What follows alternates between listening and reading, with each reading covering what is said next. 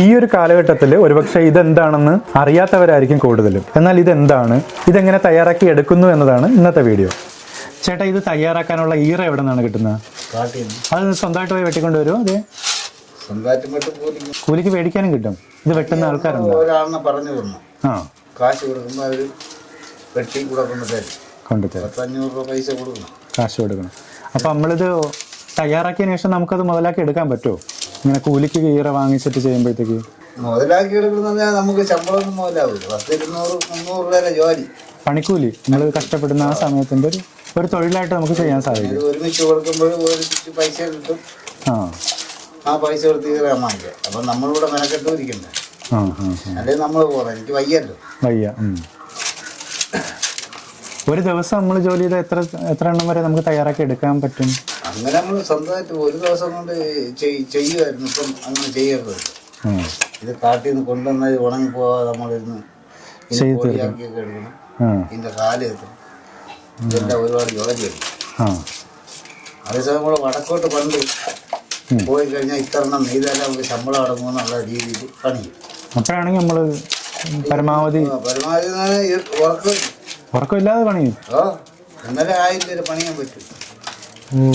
അങ്ങനെ ഉണ്ടല്ലോ. അങ്ങനെയുണ്ട്. വടക്കോട്ട് പോയ മീൻ കൂട്ടാൻ ഇപ്പൊ ഇല്ല, അതൊക്കെ നിർത്തി. ഇപ്പൊ ബക്കറ്റ് ഇപ്പൊ അവര് വലിയ ചരുവം പോലുള്ള വലിയ ഇറങ്ങിയ പിന്നെ ഇല്ല. അല്ലെങ്കിൽ ഞങ്ങളൊക്കെ വടക്ക് പോയിരുന്ന് ജോലി ചെയ്യുന്ന ആലപ്പുഴയൊക്കെ പോയിട്ടുണ്ട്. പിന്നെ കരുനാഗപ്പള്ളിയിൽ ഇതിന്റെ പുസ്തകം ഉണ്ടായിരുന്നു. വേറെ സൈഡിൽ നെയ്യണങ്ങള് നമ്പർ കളി പറഞ്ഞ നമ്പർ, വണ്ടിയുടെ നമ്പർ പറഞ്ഞു. ആലപ്പുഴയെ പോയി പണിയിട്ടുണ്ട്. പിന്നെ ഈ പണി അവിടെ പുസ്തകം മാലാളിമാർ വെള്ളമാര് കടപ്പുറത്തുള്ളവർ അവർ പണി ചെയ്യും. അവർക്ക് ആവശ്യത്തിന് സാധനത്തിന്. ഈ ഒരു കുട്ട എന്താണ് അതിന്റെ പ്രധാന ഉപയോഗം? പ്രധാന ഉപയോഗം എന്ന് പറഞ്ഞാൽ ഇത് ഇപ്പം നമുക്ക് ആദ്യം ഏറ്റവും കൂടുതൽ ഇപ്പം ചിലവാണെന്ന് പറഞ്ഞാൽ കല്യാണ ആവശ്യം, മലക്കറി എടുക്കാൻ,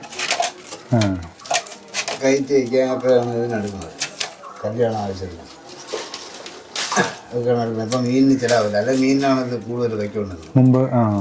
അതുകൊണ്ട് ചിലവ് ഉണ്ടായിരുന്നു, പൈസ ഉണ്ടായിരുന്നു. അതിനുശേഷം അപ്പോൾ ആ ഒരു വില കിട്ടുന്നുണ്ടാവില്ല അല്ലേ?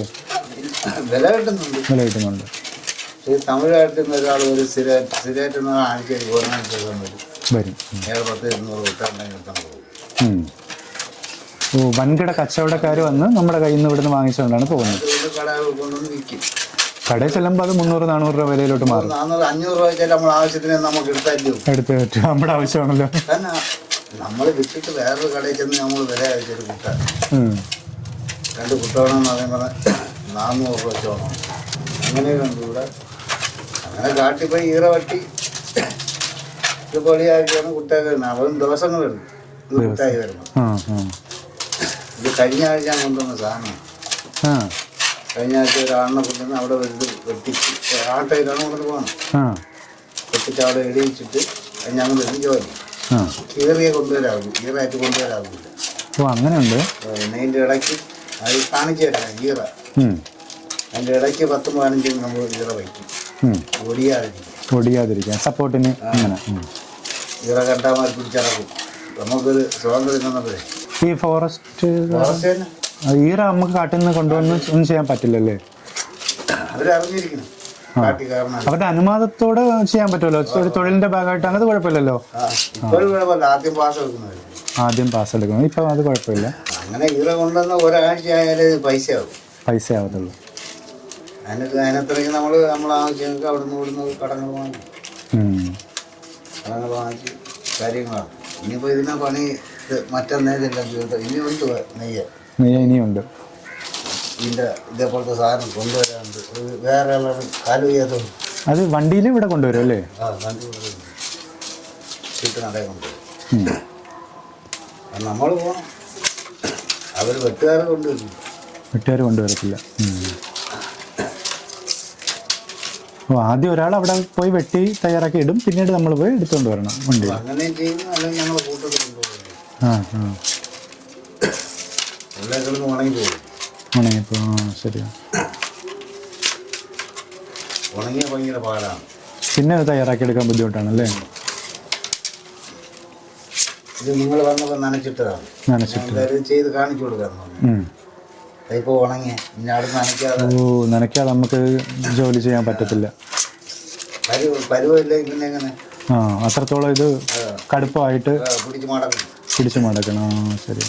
അങ്ങനെ ഇപ്പോൾ കല്യാണ ആവശ്യത്തിനൊക്കെ ഒരു ടീമൊക്കെ ഒരാൾ കല്യാണ ആവശ്യത്തിന് വീട്ടിലത്തേക്ക് വരണമെന്നുണ്ടെങ്കിൽ നമുക്ക് അത് നമ്മൾ നല്ല രീതിയിൽ പണിയും ചെയ്ത് കൊടുക്കും, ഡബിൾ പണിയും കൊടുക്കും. ഇപ്പം നേരിട്ടൊരു കല്യാണ ആവശ്യത്തിനൊക്കെ കുറച്ച് കുട്ടികൾ വേണമെങ്കിൽ ഇവിടെ ചേട്ടനെ വിളിച്ചാൽ ചേട്ടൻ തയ്യാറാക്കി കൊടുക്കാൻ പറ്റുമല്ലോ. ആര് വിളിച്ചാലും നമ്മൾ നേരിട്ട് കൊടുക്കും. അപ്പോൾ കടയിൽ കിട്ടുന്നതിനേക്കാളും എന്തുകൊണ്ടും ലാഭത്തിനായിരിക്കും ഇവിടെ നിന്ന് കിട്ടുക. എങ്കിൽ വീഡിയോയുടെ താഴെ ചേട്ടൻ്റെ നമ്പരും പേരും കൊടുക്കട്ടെ. ആർക്കെങ്കിലും ആവശ്യമുണ്ടെങ്കിൽ ഈ ഒരു കുട്ട തിരുവനന്തപുരം ജില്ലയ്ക്കകത്ത് ചേട്ടനെ വിളിച്ചു കഴിഞ്ഞാൽ ചേട്ടനെ തയ്യാറാക്കി കൊടുക്കാൻ പറ്റുമല്ലോ. ഇപ്പം കടക്കാർക്കും വിളിക്കാമല്ലോ. ഇപ്പം ഇത് കിട്ടാത്ത കടക്കാരൊക്കെ വേണമെങ്കിലും വിളിച്ചിട്ട് ചേട്ടനൊന്ന് പരിചയപ്പെടുത്താവോ? ചേട്ടൻ്റെ പേരും ഈ സ്ഥലവും കൂടെ വ്യക്തമായിട്ട്. എൻ്റെ പേര് ചന്ദ്രബാബു. കോളനിയാണ്. കോളനി എന്ന് പറയുമ്പോൾ ഇതിൽ 90% ആൾക്കാർ ഇവിടെ പണിയായിരുന്നു. ഈ മീൻ കുട്ടയ്ക്ക് ചിലവുള്ളായിരുന്നു. അന്ന് ഇഷ്ടംപോലെ ലോഡ് കണക്കിനുള്ള കുട്ടമായിട്ട് പോകും. ഇവിടുന്ന് ആലപ്പുഴ വരെ പോകും. മോനാണ് അവർക്കെന്റെ നേട്ടം. നമ്മൾ വീട്ടിലിരിക്കുന്നത് നേട്ടമല്ലല്ലോ. 90 പൈസയ്ക്ക് ഒരു കുട്ട നെയ്ത് നമ്മളാണ്. 90 പൈസ അന്ന് ബോട്ട് കൂട്ടാന്ന് പറഞ്ഞ ആദ്യ കാലഘട്ടത്തിൽ 90 പൈസക്കാണ് അന്ന് ബോട്ടിൽ ഇറക്കണമെങ്കിൽ ബോട്ട് കൂട്ടേന്നും പറഞ്ഞ് ഇതിന്റെ അരക്കിട്ടായിരുന്നു. അത് നെയ്ത് തോന്നി. അത് 90 പൈസ. അന്ന് ഇതിന് 3 രൂപ 2 രൂപ ഈ സൈസ് കിട്ടും. അന്ന് ഇത് മീൻ അന്ന്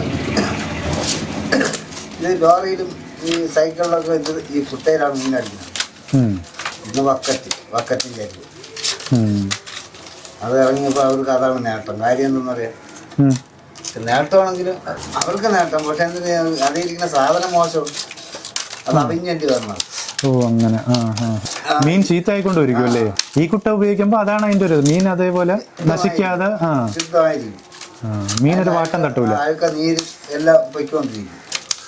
നീരും എല്ലാം അതിൽ തന്നെ കിടക്കുന്ന ഐസും അല്ല. ഞങ്ങൾ ആലപ്പുഴ കടപ്പുറത്ത് പോകും. സാധനം കൊടുക്കുന്നത് നമ്മൾ മീനെടുക്കാൻ പോകും. കാട്ടി വെട്ടി ഊരിയെടുത്താറായിട്ട് ഇതൊക്കെ പൂവുണ്ട്. അതാണ് ചെത്തിയിട്ടതിന്. ഇതിൻ്റെ 4 പൊളി, ഇതേപോലത്തെ 8 പൊളി, ഒരു വെള്ളയും ഒരു പുറം പൊളിയും കിട്ടും. പുറം സൈഡ് അതിൻ്റെ വെള്ളയാണ് ഒരു പൊളി. അപ്പോൾ 4 8 പൊളി കിട്ടും. 8 പൊളി ഒരെണ്ണം ഒരു കുട്ട ചിറ്റാൻ തികയില്ല. 2 ഈറമാണ്. 2 ഈറ ഫുള്ളായിട്ട് മതി. വലിയ 2 ഈറയാണെങ്കിൽ നമുക്കൊരു കുട്ട തയ്യാറാക്കി എടുക്കാം. ഈ മോഡൽ കുട്ട പല ഐറ്റം, പല മോഡലും ഉണ്ട്. പല വലിപ്പത്തിലുള്ള കുട്ട. ഇത്രയുള്ള പൂക്കുട്ട ചെറുത് അതൊക്കെ ഒരെണ്ണം തീരുന്നില്ല. പിന്നെ ഇതിൽ വലുതുണ്ട്, പല മോഡലാണ്. അതിന് വേറെ വിലയുണ്ട്. ഇത് വേറെ മോഡൽ. ഇത് ഒരു കെട്ട് വെട്ടണമെങ്കിൽ അവിടെ നമ്മൾ 500 രൂപ കൊടുക്കണം. ഒരു കെട്ട് വെട്ടി തന്നെ. ഒരു കെട്ട് 30-35 പീസ് കാണും. 35 കമ്പ് കാണും. അവിടെ 500 രൂപ കൊടുക്കണം. പിന്നെ വണ്ടിക്ക് 1200 രൂപ. ഇവര് നല്ല ചെലവുണ്ട്. പിന്നെ 1200 രൂപ വീട്ടിൽ നടയെ കൊണ്ടിട്ട്. അത് 2 പേരുണ്ടെങ്കിൽ ലാഭം. 2-3 പേര് ചേർന്നെടുത്താലേ കാര്യം നടക്കുള്ളൂ. ഞങ്ങൾ 2-4 രൂപ എന്നാലേ മോലാവും. അങ്ങനെ 35 ഇനി ഇത് പണിതെടുക്കാൻ എത്ര ദിവസം പണിതെടുക്കാൻ കറക്റ്റ് 2 ആഴ്ച പിടിക്കും. 2 ആഴ്ച ഒരു കെട്ടിങ് വന്നു കഴിഞ്ഞാൽ 2 ആഴ്ച കൊണ്ട് തീർക്കാൻ പറ്റും. 2 കെട്ട് വെട്ടിയാൽ അവർക്ക് 1000 രൂപ കിട്ടും, ഞങ്ങൾക്ക് പണിയാൻ പറ്റും. അല്ലെങ്കിൽ അവർക്ക് നഷ്ടം, നമുക്ക് നഷ്ടം. വണ്ടിയുടെ നഷ്ടം. അവർ 2 പീസ് വെട്ടി 2 കെട്ട് വെട്ടിക്കൊള്ളുകയാണ്. അങ്ങനെയാണ് ഇതിൻ്റെ പരിപാടി. ആനയുണ്ട്. പിന്നെ ആനയൊക്കെ വരട്ടി ഓട്ടിക്കേണ്ടി വരും, പുലിയെ ഓട്ടിക്കേണ്ടി വരും, കരടിയെ ഓട്ടിക്കേണ്ടി വരും. അങ്ങനെയൊക്കെ ഉണ്ട്. പന്നിയെ മിക്കവാറും കാണും. ആനയ്ക്കിനോണ്ട് പിന്നെ നമുക്കറിയാം അത് ഉടയാ ഇന്നടുത്ത് അങ്ങോട്ട് പോകണ്ട. കുട്ടി പുറത്തെത്തിക്കുന്നത് ഒരു വലിയ ജോലിയാണ്. പിന്നെ അവിടുന്ന് വലിച്ച് തോളിൽ വെച്ച് വലിച്ച് വഴി സൗകര്യത്തിന് കൊണ്ടുപോകും. അത് കാട്ടിൽ കൂടെ അവിടെ വെച്ച് കെട്ടിയിട്ട് അതിനെ കൂടെ കുനിഞ്ഞ് വലിച്ച് കോട്ടി വരാൻ വരുന്ന ആരം കൂടി. പിന്നെ അവിടെ നിന്ന് ചിലപ്പം തലയ്ക്ക് എടുത്തേണ്ട് പോകേണ്ട അടുത്തും വരും. മിക്കവാറും തലയ്ക്ക് എടുക്കും. അവിടെ നിന്ന് ഈ വഴി വെള്ളമെടുത്ത് വന്നിട്ടല്ലേ തലയ്ക്ക് എടുക്കാൻ പറ്റും. മറ്റേ ഈ കാട്ടിനകത്ത് കൂടെ അല്ലേ കാട്ടിനകത്തൂടെ നമുക്ക് തലയ്ക്ക് എടുക്കാൻ പറ്റില്ല, വലിച്ചോണ്ട് പോകും. അങ്ങനെയാണ് നമുക്ക് സമയമുണ്ടെങ്കിൽ നമുക്ക് കാട്ടിലോട്ടൊന്ന് പോയായിരുന്നു. അതെല്ലാം കാണിക്കും. കാട്ടിൽ പോയി ഒരു ഈറ ഇവിടെ വെട്ടിട്ട് വരായിരുന്നല്ലേ? അല്ല ഒരെണ്ണമല്ല, എന്നിട്ട് വേണം ഫോറസ്റ്റുകാർ പിടിച്ചിട്ടാ അവിടെ. അങ്ങനെയൊന്നും അങ്ങനെ നമ്മളങ്ങോട്ട് പറഞ്ഞിട്ട് പോയത് ഈറോട്ടാന്ന് പറഞ്ഞിട്ട് അവർക്ക് നമ്മളെ കാണുമ്പോൾ അറിയാല്ല. അവർ ഈറ സ്ഥിരം വരുന്ന ആഴ്ചയിൽ നമ്മൾ പോകണേ. പിന്നെ നിങ്ങളൊറ്റയ്ക്ക് എന്ന് പറയാമെങ്കിൽ നീരടിക്കും. പുറത്ത് ആരെങ്കിലും ചിലപ്പോൾ അത് അവർക്ക് അറിയാം. വേണ്ടാന്ന് കഴിയും. അവിടെ നിന്ന് എൻ്റെ വണ്ടിയിൽ നമ്പരൊക്കെ എഴുതി അതല്ല ആനയൊക്കെ അവിടെ ഉണ്ട്. നമുക്ക് ആരെ അറിഞ്ഞൂടാതെ ആരെയും. പിന്നെ ഇപ്പം അങ്ങോട്ട് പോകണമെന്ന് പറഞ്ഞാൽ നമ്മൾ പേപ്പറോട്ട് പോകണമെന്നുണ്ട്. പേപ്പർ ഡാം അവിടെ ഇല്ല. അതുകൊണ്ട് അങ്ങോട്ട് അറിഞ്ഞൂടാത്ത പേപ്പറ പോകണമെന്ന് പറയുമ്പോൾ അങ്ങോട്ട്. എന്നാലും അവിടെ ഫോറസ്റ്റ് ഓഫീസുണ്ട്. വണ്ടി നമ്പർ അവർ അഡ്രസ്സ് എല്ലാം എഴുതി വെച്ചിട്ടേ ഉള്ളൂ. പിന്നെ നമ്മൾ വണ്ടിയിലൊക്കെ അങ്ങോട്ട് ഇവിടുന്ന് ഈറ എടുക്കാൻ പോകണമെങ്കിൽ അവർക്ക് അറിയാം. സ്ഥിരം വണ്ടിയുണ്ട്. ആ വണ്ടിയിലാണ് അങ്ങോട്ട് വന്നാൽ മതി. അവരൊന്നും കൊണ്ടുപോകും. അല്ലെങ്കിൽ വിളിച്ച് പോയി നമ്മൾ തന്നെ ചെന്ന് പറയും കാര്യം ഇങ്ങനെ പോകാൻ ഞാനെന്ത് പോകാം. അല്ലാതെ അവിടെ ഒരു പരിപാടി നടക്കില്ല. അവരുടെ ജോലിയില്ല അവർക്ക് നോക്കാം. നമ്മളെ കാര്യമല്ലല്ലോ. അവരുടെ ജോലിയും കൂടെ അവർ നോക്കാം. വലിയ ഉദ്യോഗസ്ഥന്മാരും DFO റേഞ്ച് ഓഫീസറോടെ ഉണ്ട്. റേഞ്ച് ഓഫീസറൊക്കെ കുറ്റിച്ചടിക്കുന്നു.